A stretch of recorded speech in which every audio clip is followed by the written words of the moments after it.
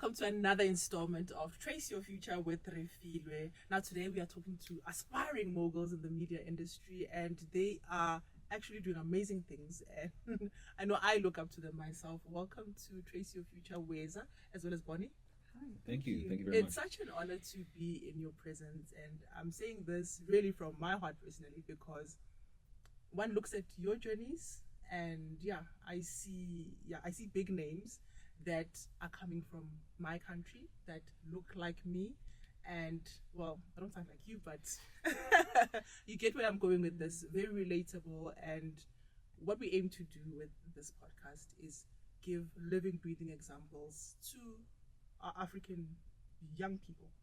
It is definitely possible, and your stories were very strong in the profiles that we were looking for, and there was no other way.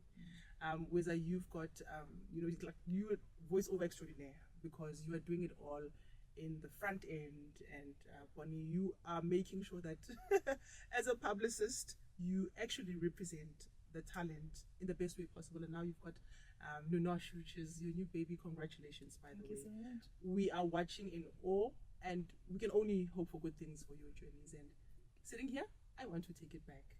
Tell me about 10-year-old Bonnie and what kind of dreams she had, because that girl would have been interesting to be on the playground with, I think. 10-year-old me was a reader, not too outgoing. I think a lot of the things that I am now are the things that I was then. Really? I read a lot, I listened to a lot of radio, I loved music, I watched a lot of TV, and I think that's also why I thought I would have my own magazine, I would have my own radio station, I would, all of these things that I wanted to do. So I don't think I'm too different to what I was then. I was more introverted. I was the head of the library at my school, so I was in charge of who gets to read what. And if you don't pick me in netball, you're going to read the newspaper, and you're going to read the down part of the newspaper. So that's 10-year-old me. And so you've just evolved and changed those things to what was back then to now, because the reading and knowing that you have to contribute to what people read, in essence, came through from that. And is she proud of Bonnie today, that 10-year-old? Absolutely, yes. But also I think there's a sense, as we grow, I have found myself and found my voice. It's something that I didn't have then as a child, as a 10-year-old. And I don't think it comes easy. You have to be faced with a lot of challenges and think you're winning sometimes, and you're like, okay, cool, I got this. So that 10-year-old would be very proud of the person that's sitting here right now with you. We agree. Weza, who did you look up to, in your home? Because those, our parents are our first role models, right? But what strong sense did you feel from your parents in terms of where you wanted to be growing up? I know they had limited careers, I know, back then, but when you saw them, what was it, the work ethic, or what stood out from? Wow, that's an interesting question. I was already preparing that question in my mind. Like, okay, where was I, Tim? So what you're asking me now is actually something no one has ever asked me before. Who did I look up to? I think I looked at both my parents for different things.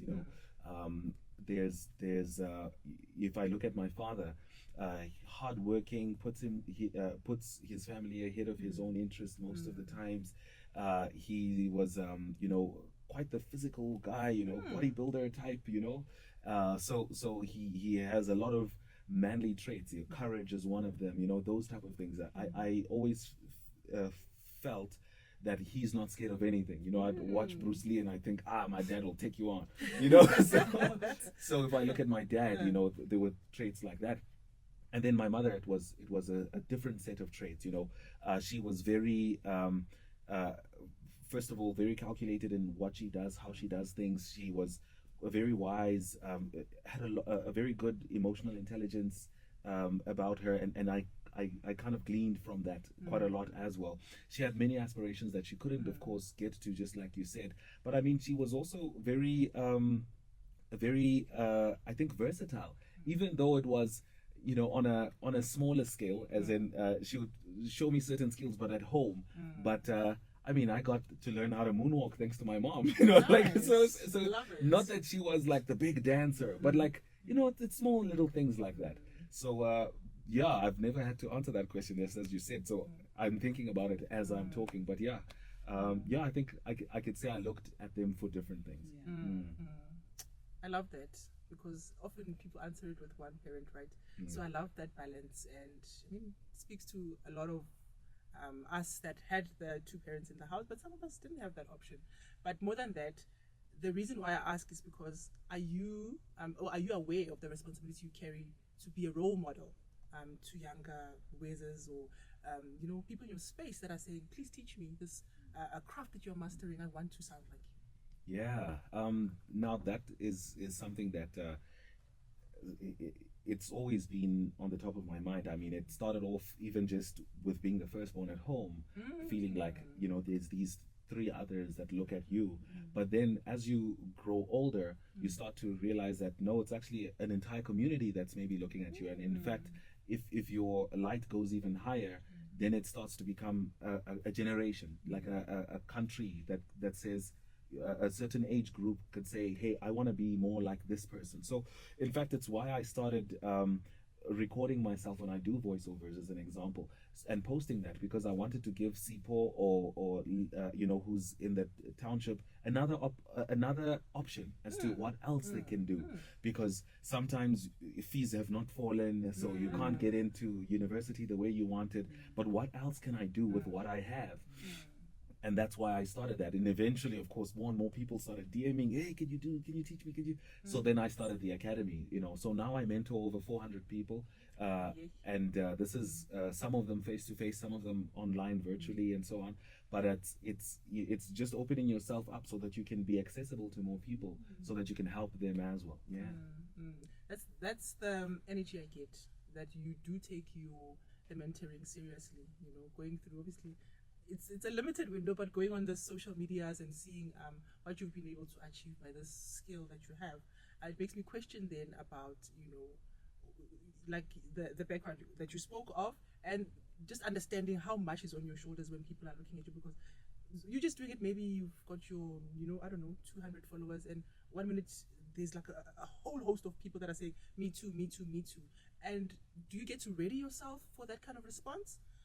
Or are you now, because you're saying 400 people and you're one man, the pressure is on?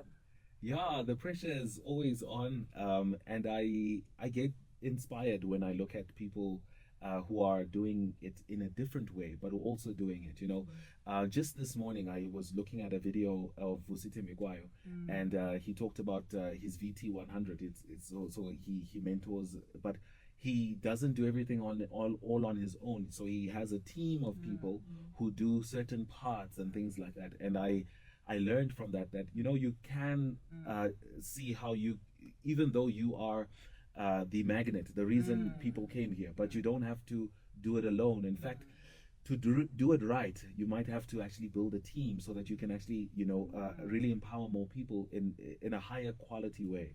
So yeah, it's always about learning how to do things better. I've went and really invested time and thought into how do I even open up myself so I'm more accessible and quicker. So you use a bit of artificial intelligence, quick responses where you can create automation or funnels, things like that, so that a person can go from social media to getting something to read, to a free 1 hour course, to then communicating with someone on WhatsApp, to being able to get a call, to eventually sitting in front of me. But you have to think about that entire value chain. So it's been a lot of effort, creating that, but I don't think we're quite there yet. But it's about constantly rethinking and adding more layers to that value chain. Yeah. Are you listening to this, Bonnie? Because now I'm just like, what does one say to that? Because he's speaking directly to the need and nurturing the people that do see you. Okay, maybe I see you today, maybe I don't understand, but 3 months down the line, I'm like, actually, there is this guy that's busy there, and you already made your systems or your automation ready for me. And yeah, one can only, watch and admire, with awe. And that is why when I speak about, dream, like the African dream, Bonnie, like, who was the first person to validate yours? Because now we are currently on social media in the business of giving people social proof, but we didn't have the space, right? Who was the first person to say, you are going to do this, and you are worthy and deserving of that, everything that's going to come with that role? Wow. I think there's a lady called Nzinga Qunda. Oh, yes. Nzinga is like a big sister to me. Oh, she had me wanting dreads when I was growing up, that one. She's incredible. Yes. So I think for the longest part, because I knew what I wanted to be, what I wanted to do with my life. And even when I went to school, I studied politics at school. And I was just like, I'm doing this, I'm going to finish this degree, and I'm out. There's no way I'm going to be in a government office talking about... You were sure. You know, I knew. I just wanted a qualification, and I knew that I was going to be in entertainment, in the media space. And when I met Nzinga, and I found her on Twitter, she had a magazine called Trucy Africa at the time, with David Gao, and I was just like, I love what they represent, and I want to be part of this team. So I DM'd her, and she's like, okay, cool, let's meet. And then I tell her what I want to do, and she's like, okay, great, you're in, let's go. Wow. So she's been somebody in my life who's like a constant reminder of how far I can go, how great I can be, and that everything that I desire, that I want for myself, I can achieve. Yeah. I love that it's another woman, by the way. Yes. That's why And I I've had a smiled when lot you of said those. it. I think Anilam Dada is also one person that I look up to, and I've got the pleasure, and I have the pleasure to work with her. I do her publicity, but also she's somebody whom I've studied, and I love how she is. If it's raining, it's raining. And there's no grey. There's no. It is what it is, and I love that. I admire that. So I take bits from everybody to make myself better. Yeah. Here for it. So, and you're perfectly placed, right? Because here's this broad array of talent and big names coming out of your mouth, and you are like, okay, I still want to be Bonnie, but what are the little jewels I can borrow from everyone, one of these people to still bring myself into the fore?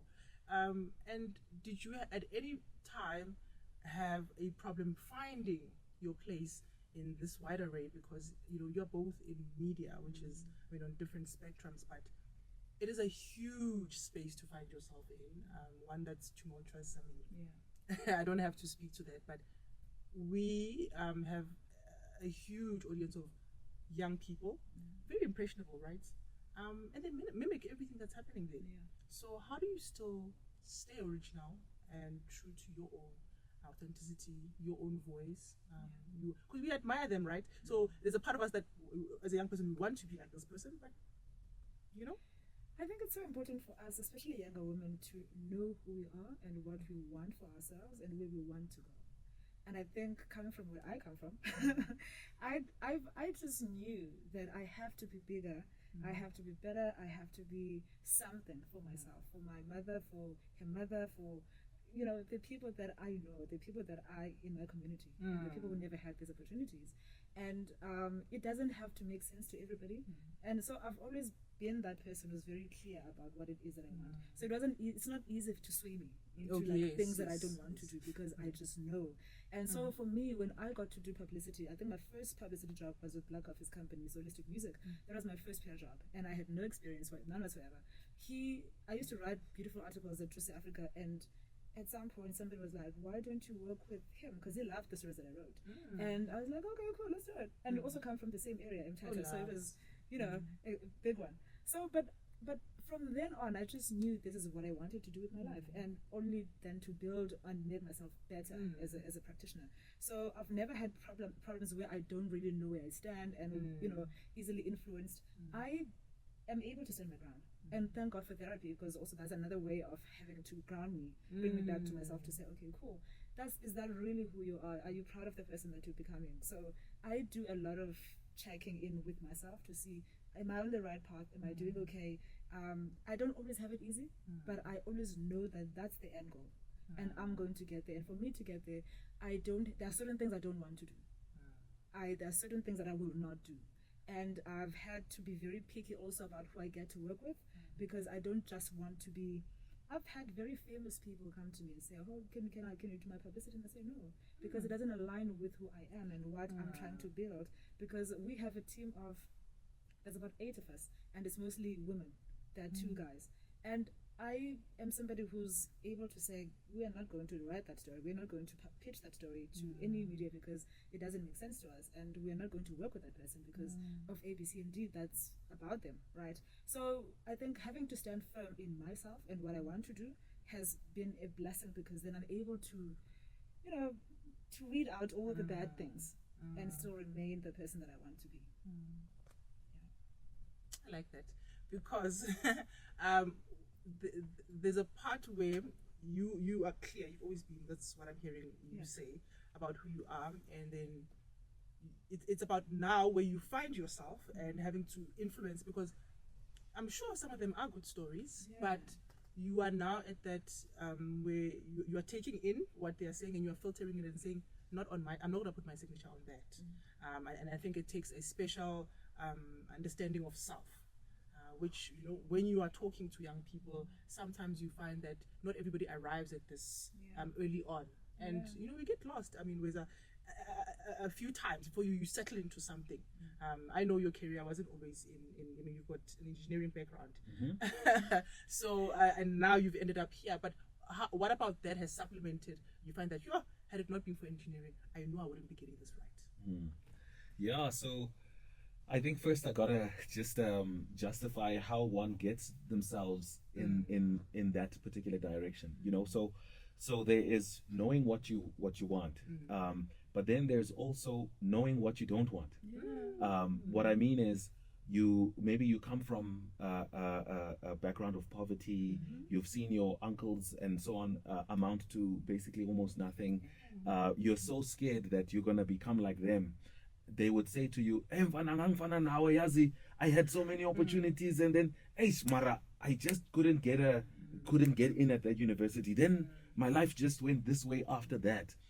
So now you're at that let's say matric or close to matric age, and you are seeing a very limited number of opportunities or doors in ways you can go, and it's almost like you get to a taxi rank and you say, Ndela ehambayo.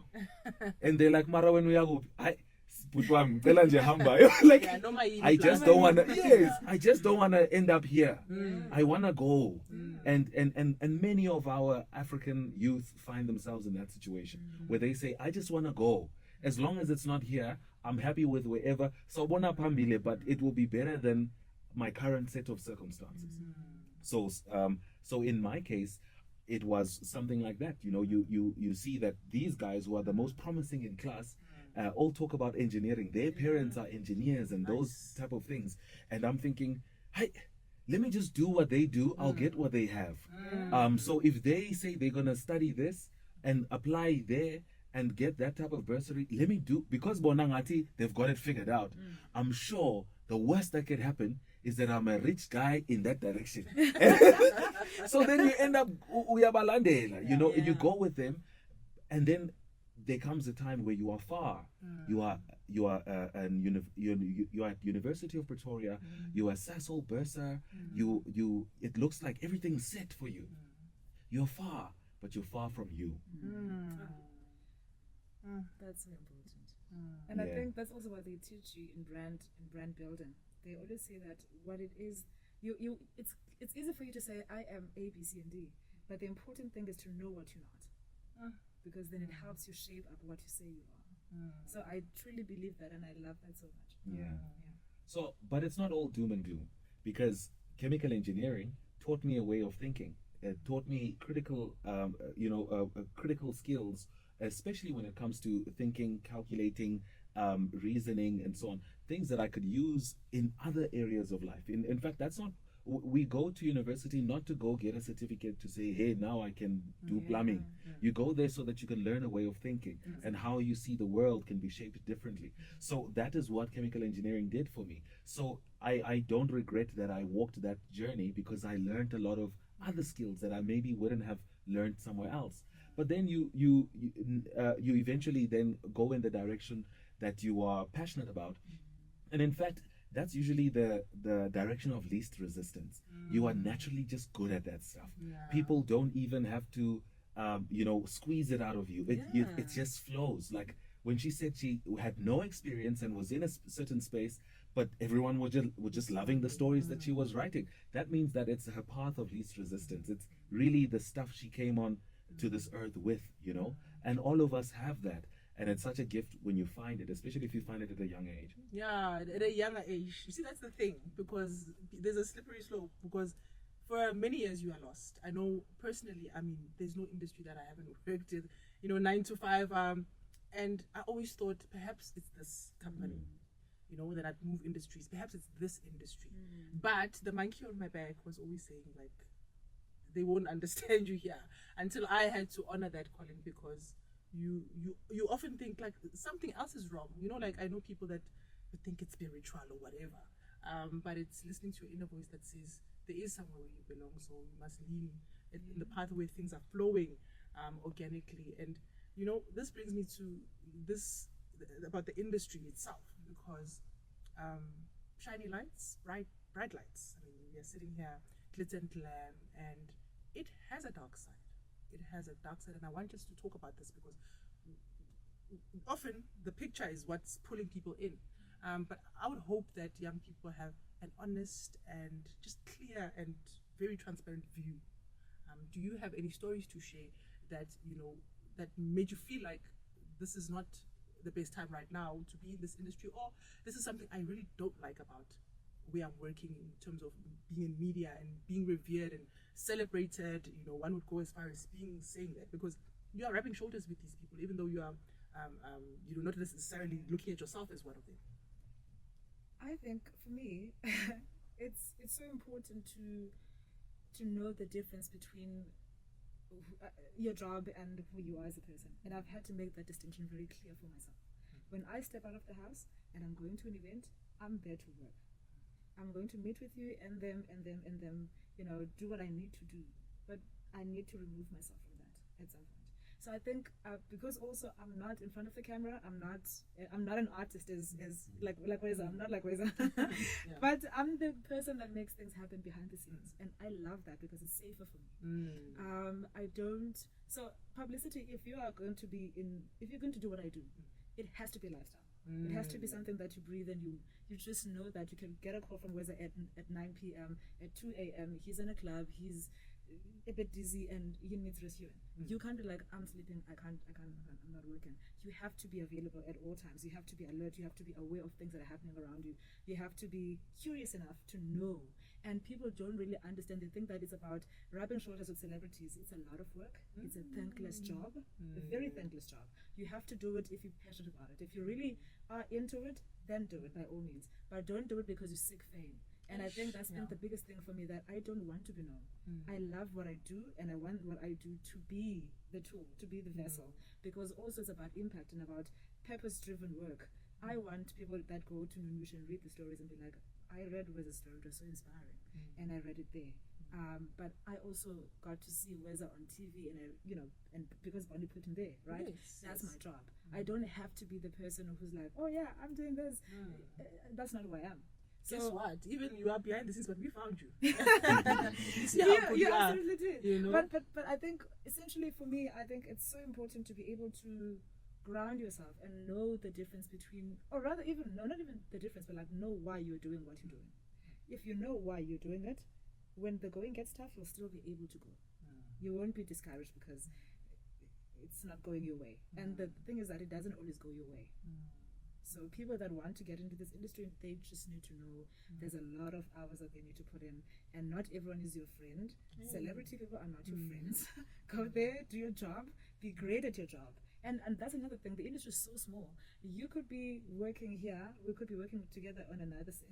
So how you are as a person, it has to be, I think there's something that our coach Rolani says all the time: be a good human being. Just be good, just be kind to people, and it opens so many doors. There are so many people, I've never had to go pitch for a job, but I'm never without a job. And that's because I am good at what I do, but I also have people that have grace for me because I am kinder to them as well. So yeah. Don't be a don't be a very important. Weza, have you seen any dark days in your journey rising up to where you are now, where people want to sound like you? Wow, okay. Maybe dark days is such a it's such a hard way to put it. But it's like I said, I want to be transparent because people think it's shiny, it's nice, né? Look at body, you've got a great hair, great skin. But it's a lot of work. Give it a reality, because I'm not trying to be pessimist in any way, but we don't have the conversation about Yeah. what you are going through, or what it takes on Yeah. you, All right. for people to be able to have that much access to you. Mm. Yeah, I almost feel like there's two questions in one in what you're asking, Yeah. because dark days could also mean like difficult days, Yes. where it's, Yes. where what I do was difficult to get to. Mm. But then the other part of your question is like, what's the bad stuff, like the things you want to get away from, like the But you're away. Just yeah, from a point of yeah. being away. So let me first then talk about I guess the come up side, the tough side of trying to be, the person you are working to becoming, so when I started doing voiceovers, even before, I mean, let me say, before voiceovers there was emceeing for me. So I was emceeing at the casinos. So I was about 18 years old. I'm emceeing at the casinos. So wearing suit and tie, giving away cars and money on stage, everything looking flashy.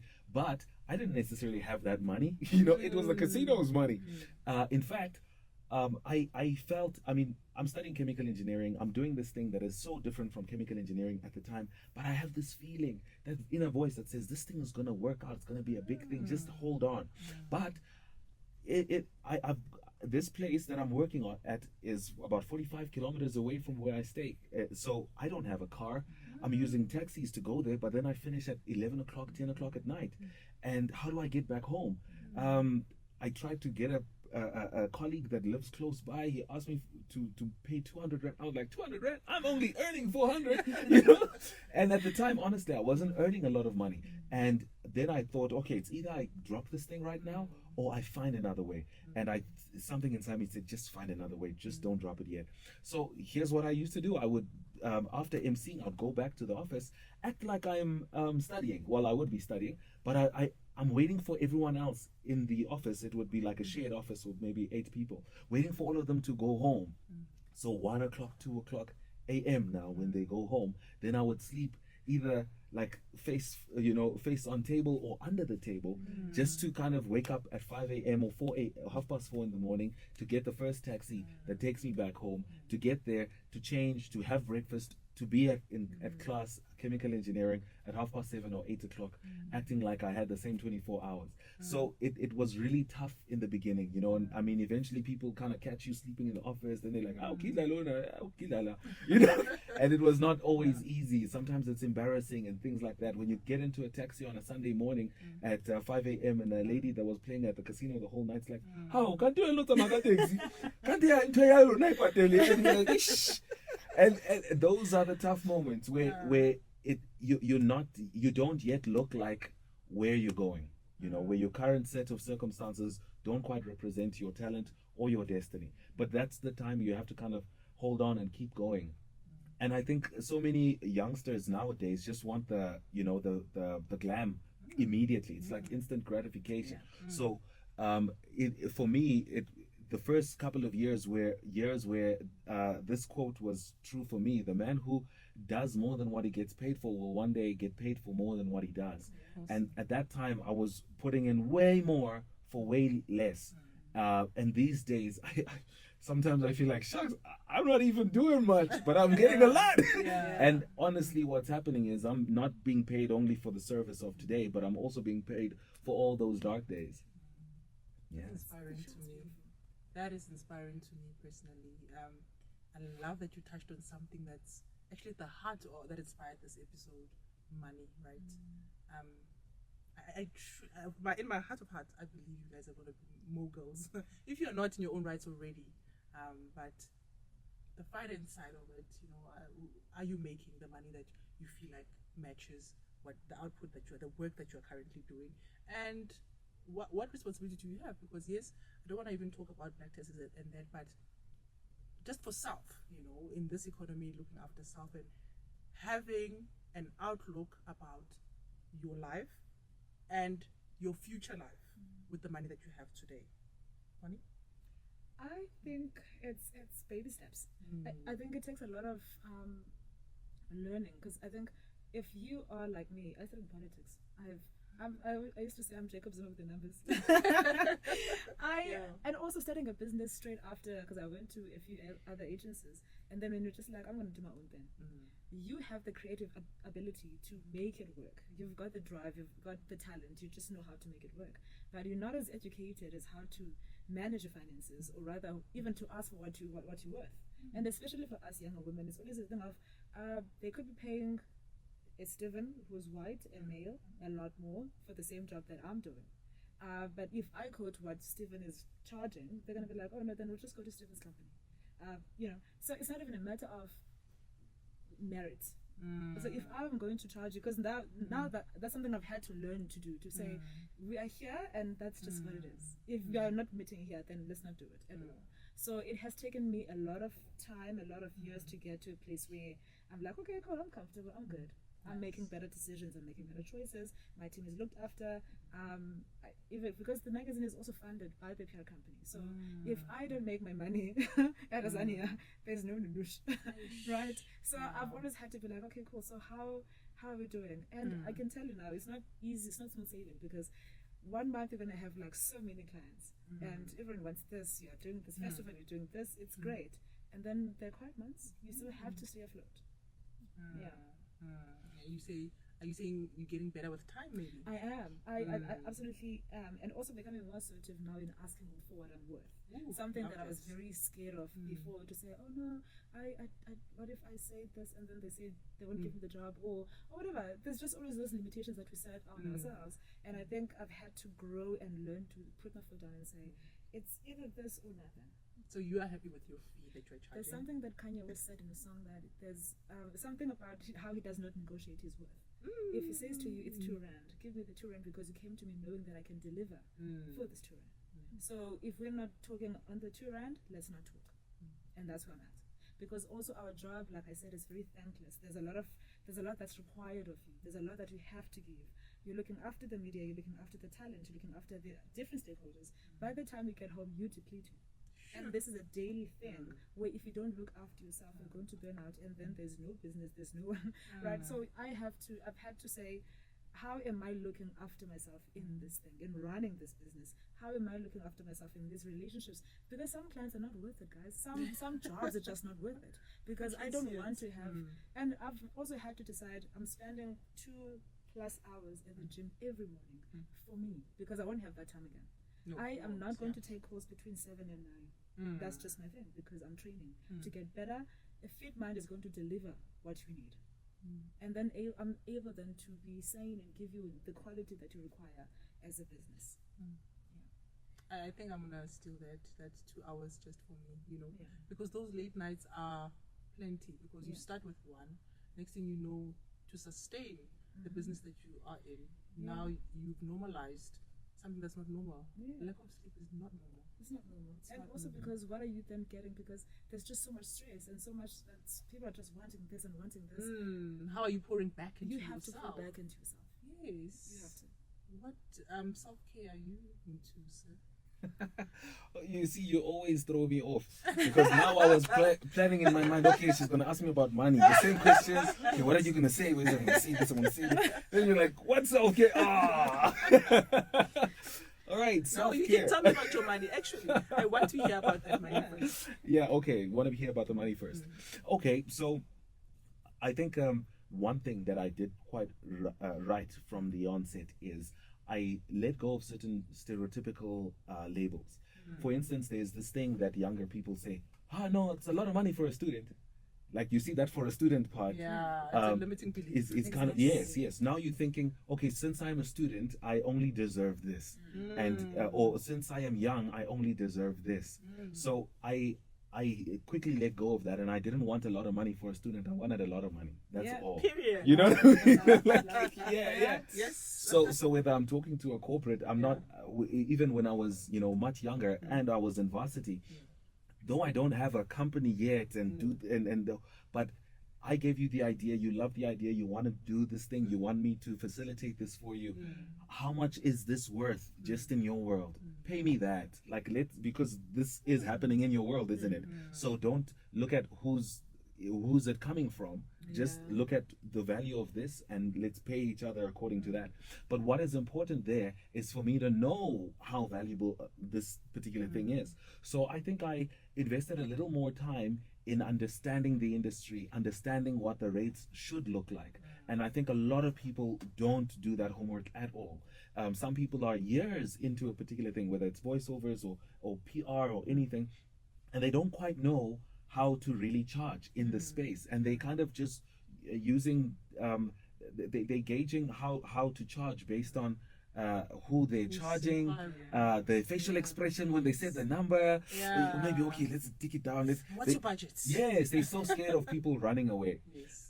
So that is, I think, number one. I mean, then there's number two. That you also need to be able to be business minded. There are times where you need to have strategic relationships. Some things are going to maybe not be so financially rewarding now, but strategically this is a good move, because if I step on this, I can go get closer to that. So there have been a lot of those relationships as well, where a brand comes through and says, we know this is worth this, or in fact they say, how much is it worth? And I say it's worth this. Then they're like, okay, we don't have that. But then I say, but wait, I'm open to hearing what else do you have. If you don't have this, can we work on maybe a retainer where we're going to work on these and these principles, and this is, but I have to have figured out, what am I benefiting from this thing if I am going to kind of compromise on price. So there's been, areas like that where one has to figure out, how do you benefit. I'll make just one example. So when I was in varsity and my MC career was only just getting started, I was I attended a seminar by Vusite Mbikwayo, and then Black Coffee was actually speaking there. So Black Coffee said that when he does when he does interviews, Nice. when he does interviews for magazines, he only does covers.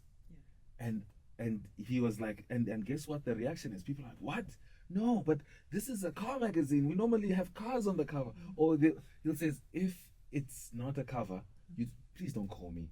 And then they would, and he says it wasn't only that, but if you are booking him for an event, he wanted his face to be the biggest face on the poster. And you're like, what? The biggest? Yeah, and also my name must be in one of the biggest fonts on your poster. Why? And so it was ways in which he was kind of positioning himself. Right? He hadn't reached that level yet. yet. He hadn't yet reached where he is now. Yes. He was definitely on the way. He was playing in Spain at the time already. He was on the cover of Destiny Man. Yes. Exactly at that time. That particular Exactly time. at Yes. that time. Yes. So then I learned something from this, because he wasn't necessarily what he was saying is there are ways to barter and get as much value as you can from this thing if they want this for free or they want this at a discount. So I took that and I started using it immediately. So when Varsity College would come to me and say, hey, we want you to MC this particular thing, and I'm saying, okay, cool, my fee is this, and they would say, that's a lot. We can only give you, maybe they'd say 50% or whatever amount of what I asked for. Then I'd say, okay, if that's what you're saying, then we can do that under these conditions. I'm going to be on your poster, the biggest face on your poster. I'm going to have my name on your poster, the biggest font. You are going to have a program. I'm going to have my face on that program and my contact details. If you have screens, my face is going to be on those screens too. And you're going to have my contact details up there, or at least my Twitter handle. If you are I basically laid out and they were like, yeah, sure, let's do it. And there I was, like they programmed, like they had maybe a 3-page program. Page 2, full spread, Weza, and all my things there, and they had screens and the posters. So what I'm saying is he had taught me a different way to look at things. Don't just look at, if I'm not getting the money, then the deal is off. Because there's maybe something else that you can benefit. Because thanks to that gig, a few months later, someone who was at that gig called me and said, hey, and they were offering me 10 times more than even the money I had asked for at the gig. For a different gig, for a bigger client, was now Pepsi or something. So sometimes you're here so that you can get there. So yes, there is the know your worth part, but then there's also strategy. The know how to negotiate and see how you can benefit. So it started off as making money for me because I was a solopreneur. So I wanted to get to the million because, yeah, everyone wants to get to the million. You know, you're 20x and you're just working that direction. But then when you start to have a company or companies, it's about more than just you. It's no longer just about you and Black Tax. It's about these families or these heads of families that now work with you in this company, and you owe it to them to go and insist on the price and to say, we're not going to do that. This one's not worth it. The money is too little. Not because the money is little, but because I know what responsibility I have towards you guys. And as a leader, I need to make that call to not put you guys in a place where tomorrow it will be hard for me to pay you. I love that so much. That's my story. No, this is me like making mental notes like crazy, because again, you see the glory, right? You don't know that you've had to be on a poster for your 50% less fee, which I know you deserved, but now here's this company and that's all the budget they've got, but you made it work. I guess that is why you guys are sitting in these chairs, is because it's that can do.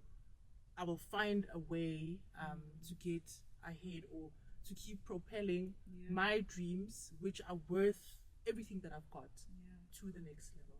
Just to add to what he said, I think what I liked is that there was a time where, so I set intentions all the time about what it is that I want. So I train a lot, guys. I train all the time, every day. So at the gym, I know between now and this time, I need to be lifting a certain number of weights or looking a different way, which is not the conventional way women want to look necessarily. So that works for me. I've got those goals. With the work, I set intentions too. I think the biggest thing was like, I want to do TV and publicity for TV. And I think we had done TV before, but then this year I was just like, I want to do TV again. And then we got calls to do TV, and I was like, great. But now they were also like not giving us a lot of money, but it was just like, you wanted TV, you got TV. Now, how do you make this TV work? And there was just so much to take from them. And they were like, oh, great, renewed for more seasons, we are going. Wow. You understand? So it's exactly what he said, and how you're going to make it work for you. Yeah. So you get what you ask for. What you ask for. Taking this moment to just recognize all of what has happened here. I think when you look or you hear and you see that it is possible, then there's no other way but for you to bring yourself to what you are wanting to achieve, because here it is, and it's possible. And we on the 6 figures, because I was close enough to smell how you guys are, so things are going well this side. Thank you. Yeah, I know things are going well this side, and I love it for you, and may you continue in your work, and may both your projects just exponentially grow and give you back what you hope and desire and want to make of it. We at Trace, I believe in both of you, and upwards and onwards from here on. Thank you so much for having us. Thank you. It's been such a pleasure. Download your copy of the Trace Academia app, and don't forget to also download Trace Plus on any of the app stores. You'll find it there, so that you yourself can find a way using online learning to find your path in the world out there. That's all we have time for, guys. Thank you.